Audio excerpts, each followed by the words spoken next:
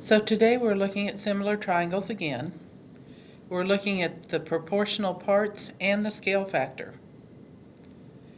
Your learning intention, your essential question, how do I use scale factor or proportional parts to find missing measures? Your learning intention, I'm learning to use similar triangles to find missing measures. So you've got a warm-up question that is 2 pieces. First, find the midpoint, and then find the length of the segment that connects the following 2 points. Pause the video and do it now.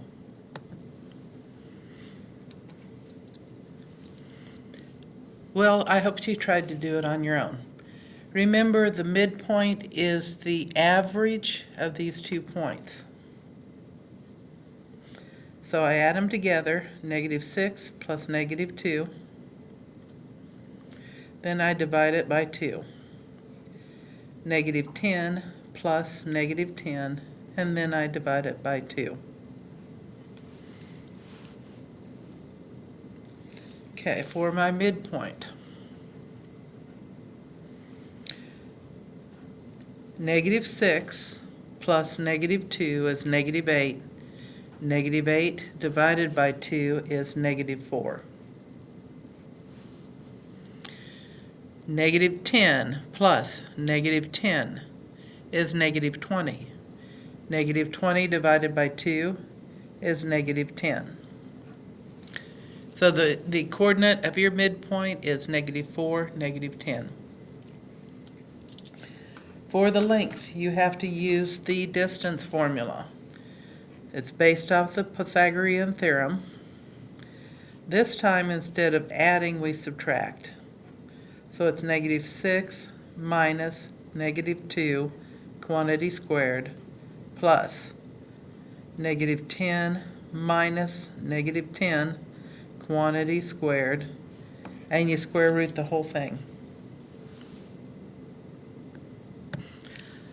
So we will be putting the whole thing into the calculator and then getting the answer. So the square root of parenthesis -6 minus -2, close it and square it, plus parenthesis -10 minus -10, close it and square it, and you end up with 4. If you would have looked closely, you would have realized -10 plus a -10 is 0. So 4 is the distance, or the length.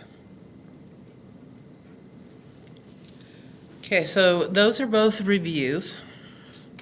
The next one is also a review. Are these triangles similar? Justify and write a similarity statement. When you justify, that means you show why it is. So if I want to prove that they are similar, I know nothing about any of the angles, so I have to know something about all 3 of the sides. And I do. So the similarity it could be is side, side, side. That's only if the sides are in the same proportion, if your corresponding sides are in the same proportion. So as I am looking at the first triangle, the smallest side is 48. So I'm going to have 48 over. I come over here. The smallest side is 8. So 48 divided by 8 is 6. I could have done that in my head. Okay, so the smallest with the smallest. Now we're going to go to the middle size. The middle size is 72 and 12. 72 divided by 12.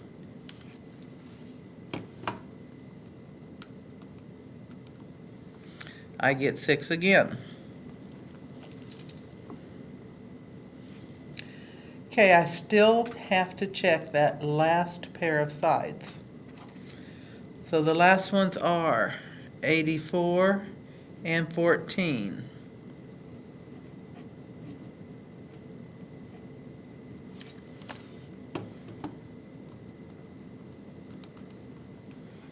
and I get 6 again. So now that's my justification. Triangle ABC is similar to triangle. Okay, from A to B is my middle side, from B to C is my small. So I've got to go middle, small, middle, small, H, G, F.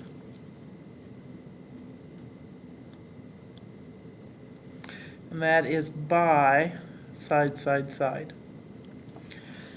Now, you could always also say because the sides are in the same proportion or anything else, but you still have to show the math to be correct. Okay, so this takes us down to the proportional parts of similar triangles theorem. It states, if two triangles are similar,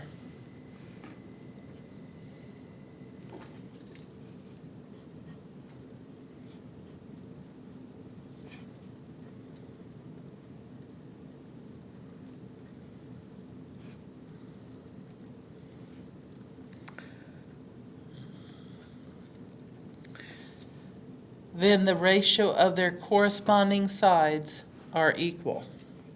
If, then. If this happens, then this will happen next. The ratio of their corresponding sides are equal.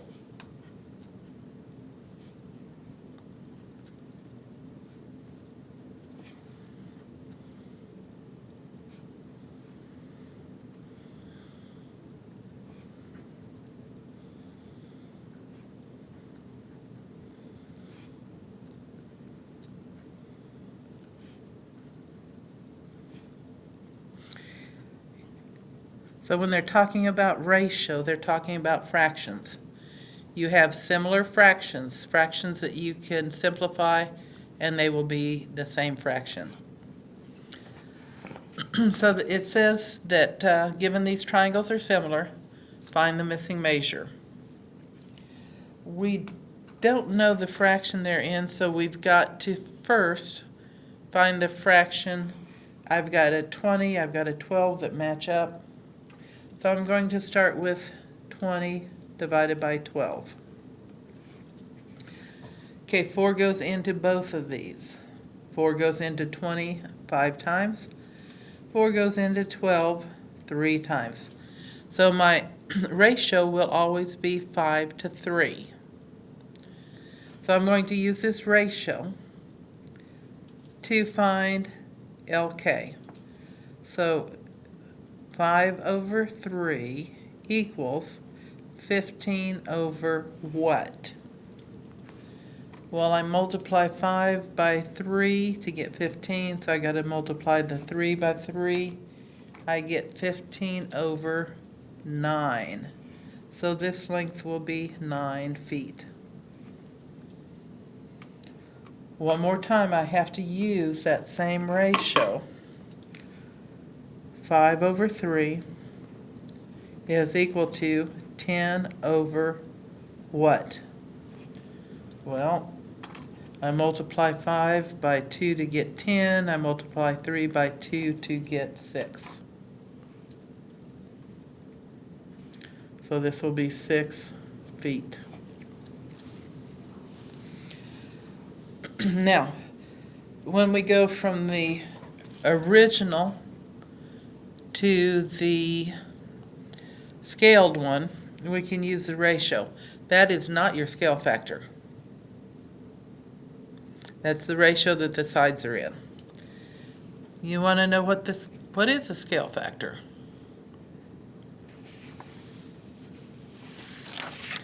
What is a scale factor? A scale factor is the multiplier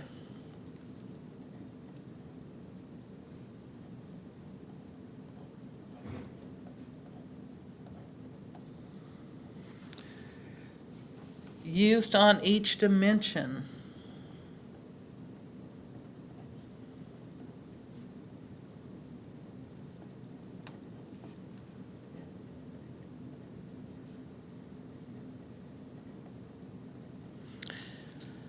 to change one figure into the other.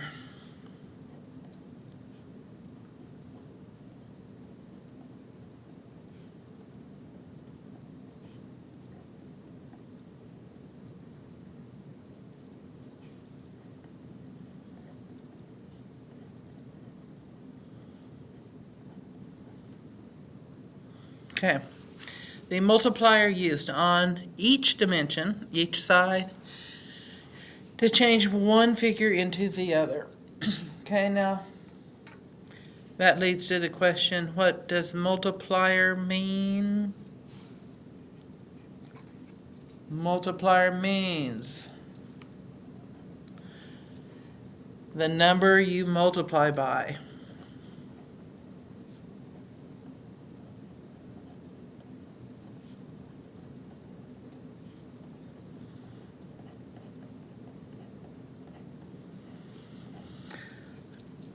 So looking at this, remember, you're never ever going to divide. It's always multiplying. If the figure gets smaller, you will be multiplying by a fraction between 0 and 1. If it gets bigger, you're going to multiply by a number greater than 1. So the word multiplier just means a number we're multiplying by. So for the next one, find the missing links and the scale factor that transforms triangle ABC, which is the first one, into triangle PQR. So if we're looking at this, we're going to look at the first side, because the side multiplied by my scale factor gives me the new dimension. 4 multiplied by my scale factor will give me 8.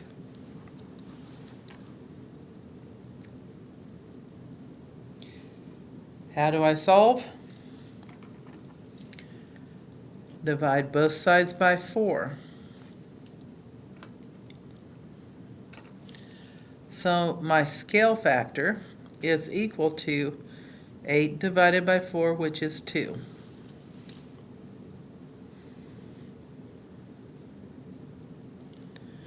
So as I set up my proportions, if I'm looking at the first proportion, 4 over 8 gives me 1 over 2. So whatever number this is, I'll multiply it by 2 to get the corresponding part. So if 1 over 2 will equal what over 6? I got 6. 3 over 6, so this will be 3. 1 over 2 equals what over 4? 2. Here's 2. So as you're looking at this, find the scale factor. Set up your equation. Okay, which number matches up with 14.4? That would be 12. So my scale factor, to find it, 14.4 times some number gives me 12. 14.4 times my scale factor equals 12.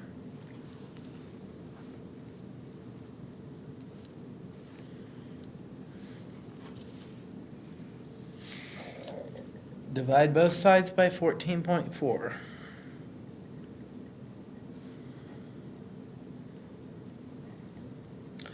Okay, now I am going to use my calculator.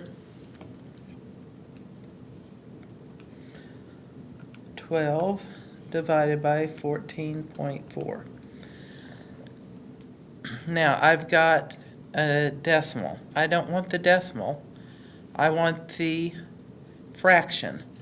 So see your math button? Hit your math button, punch it. The very first thing says change it into a fraction. So I hit enter. It's going to take my answer, change it into a fraction. I hit enter again and I get 5 over 6. So my scale factor is 5/6. Now, if I knew the first numbers, I could multiply them by 5/6 to get the second.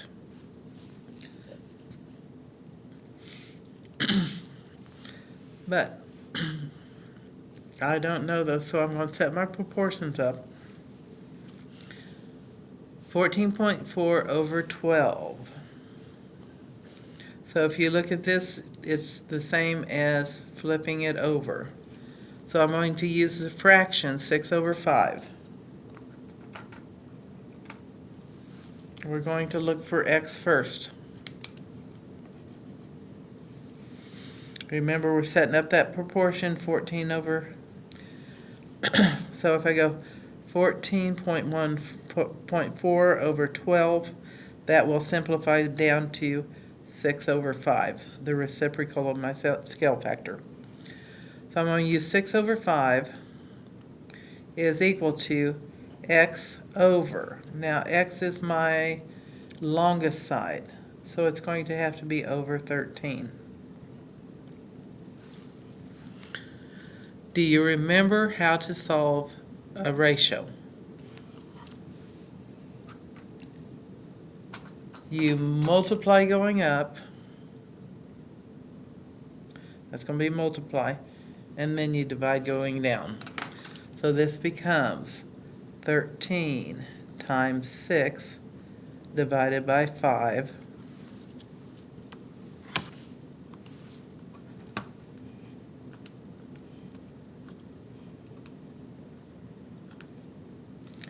And I end up with 15.6.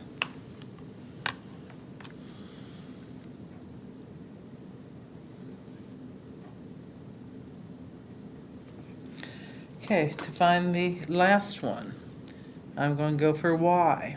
I'm going to use this 6/5 is equal to y over, this time I'm looking at 5. Y is the smallest side, this is the smallest side.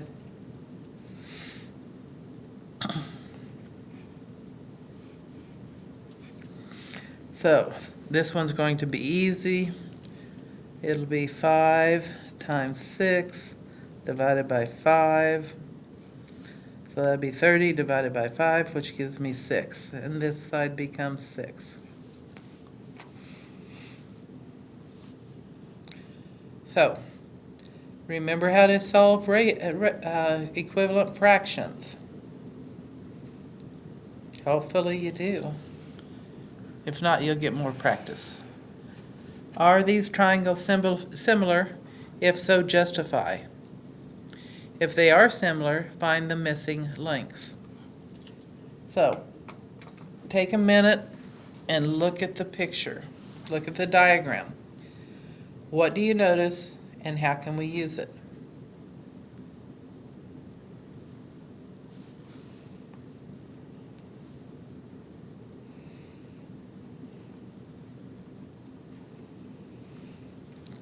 Okay, I don't know the length of all the sides, so I can use either AA or side angle side. If I'm looking at side angle side, I can't do that either. So I've got to see if I can prove that two angles are congruent. I've got parallel lines. Okay, so I know that angle K will be congruent to angle K. That's your reflexive property. In parallel lines, which angles are congruent? Your corresponding. I used angle L will be congruent to angle KHG. Those are corresponding angles.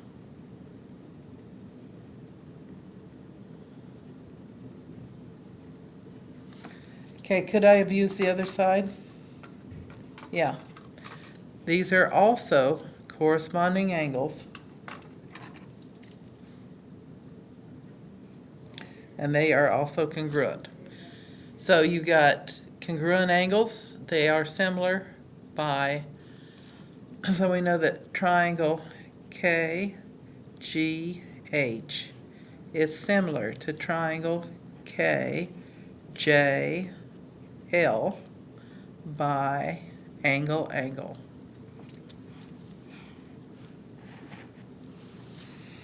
Okay, now what?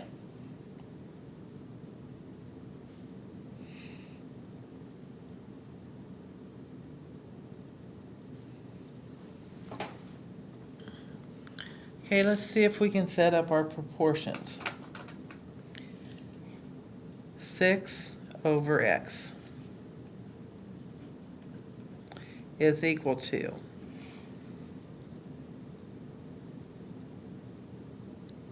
look at it closely, don't let it fool you.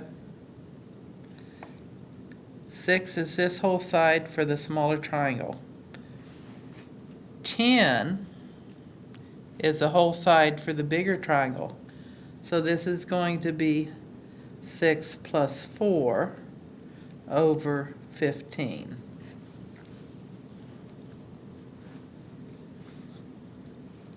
So this will be 6 times 15 divided by 10. Remember, you multiply at the diagonal. Divide going up or down. 6 times 15 divided by 10.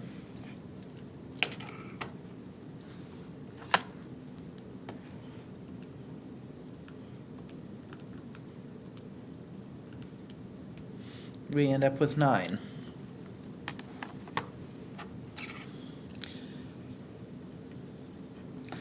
So this part is 9. Can I find the last piece? Yeah, I can now switch over here. I can find this whole length and then use the whole length to find the last piece. So, as I'm looking at this, 8.4. Now I could go to the whole length of this side, which would be 8.4 plus x. And then I can find x by itself. But that's a lot more work than what I want to do. So it's 8.4 over 9 will equal, this time I'm going to call it y over 15.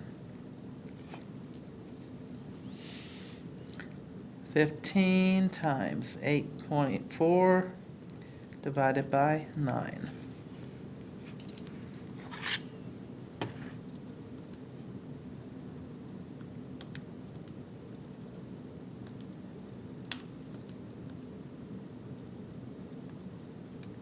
And I get 14. But I'm not quite done yet, because this is the whole length of this side is 14. If the whole thing is 14 and this piece is 8, what is left over? The whole side is 14. This piece is 8.4. What do I do? Minus 8.4 equals, see, it would be 5.6. Okay, I always make sure that I double check in case I made a mistake. I did not. I did it correctly in my head. That's good. 5.6.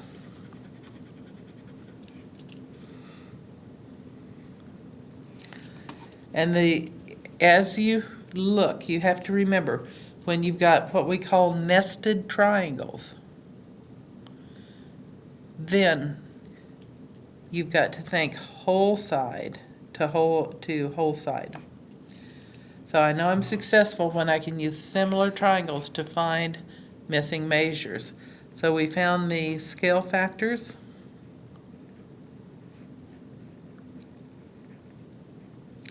And set up the ratios. Hopefully being able to find equivalent fractions was not too hard after all these years.